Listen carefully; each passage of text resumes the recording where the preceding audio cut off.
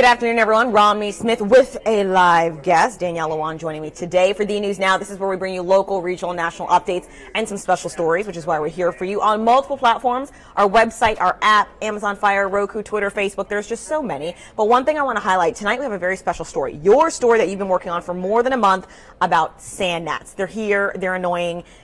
And you were looking into, well, just tell me what you were looking into.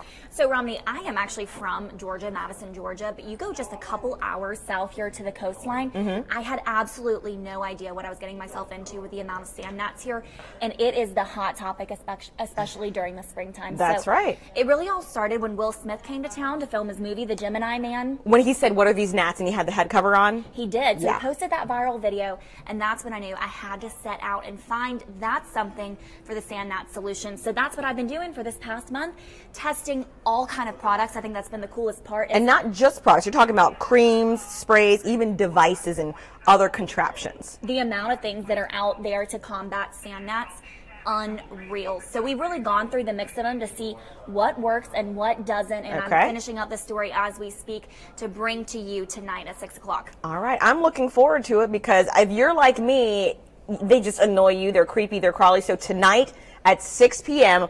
on The News, that's when you can watch Slaying Sand Gnats. Now, when I talk about slaying, I'm usually talking about amazing hair, amazing makeup, amazing clothes. But this time we're talking about literally killing them, slaying the sand gnats. Again, that's tonight on The News at 6. If you would like to know how to protect you and your family, that's what it is. Oh, Karen English saying nothing works.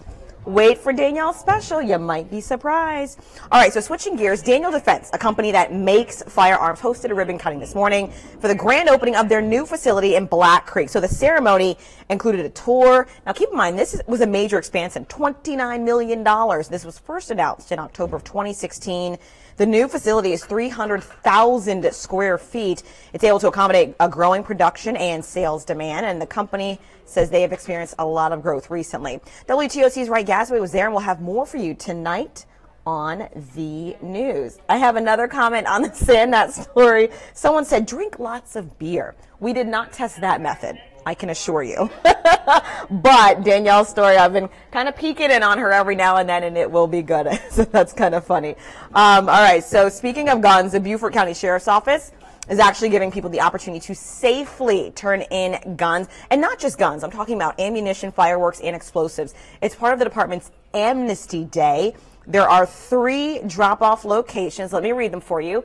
Beaufort County Sheriff's Office, which is Range Shanklin Road, the Beaufort County Sheriff's Office Substation, which is Shelter Cove Lane, and the Beaufort County property, Barrel Landing Road, which of course that's the property right behind the Parkers and Oakady. So keep in mind, if you have any gun, ammunition, fireworks you'd like to get rid of, you can do that safely today.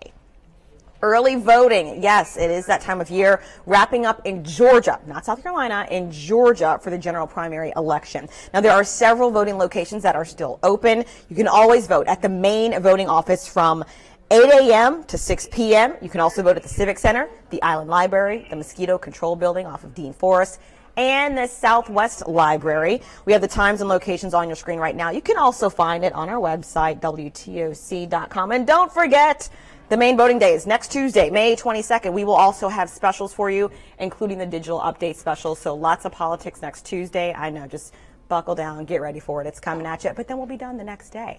All right, programming note for you. If you want to see the royal wedding, I know it's happening this Saturday, CBS will have live team coverage starting at 4 a.m. I know that it's super, super early, but you don't see pomp and circumstance like this at this level very often. I know, you're like, I just saw it a few years ago with Kate and William. I'm telling you, it's not going to happen often.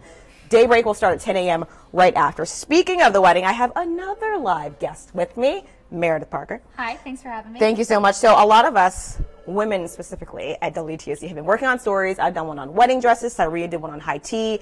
We're also talking about efficients, and you found someone who's very popular in Savannah. Yes, so we might have heard of him. His name is Reverend Steve Schulte, but if you haven't heard of him, you've definitely seen him. He wears a seersucker suit, and he does about 5 to 6 on average weddings every Saturday, but he's done up to 11 in a day before.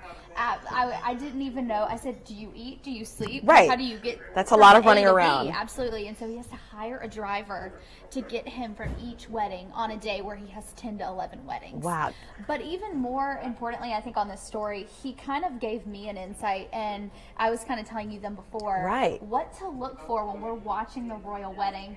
American traditions versus English traditions. Right. And really quick, let me tell you, history will be made again at this wedding because I want to get his name right.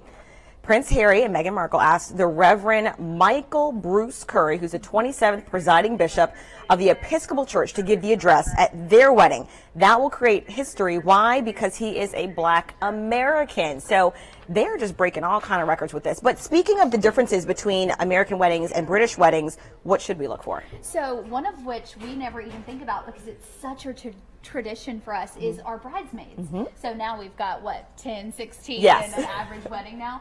But for English traditions, usually the bridesmaids will follow the bride. She's the first to enter the church. But in American traditions, we know the bride comes in last. And so he was telling me that is definitely something for us to look for. That makes me think of Pippa and Kate. Pippa, absolutely, that's right. we knew that that's she right. was carrying the train. Right. And then also just going forward, he said it's going to be very interesting just to look for those intimate moments between the two. This is a very public wedding. And so he was like, you need to look for those times that they're kind of together and holding hands and trying to still make it special when, Right. you know, Which is thousands and interesting millions of because people are watching. royalty typically doesn't show a lot of public display of affection. It was a huge deal when William and Kate kissed not once, but twice. Absolutely. I know a lot of you thinking, who cares? Well, because it's normal for us to kiss in public, hold hands in public. Royals don't do that. So knowing that Meghan Markle's American, we're almost looking forward to what kind of American infusion will this wedding have. And we already know that she didn't do the traditional fruit cake. Right. She's going with a little bit of a different cake. So it'll be interesting just to watch for those hours. Wake up a little early, get our tea.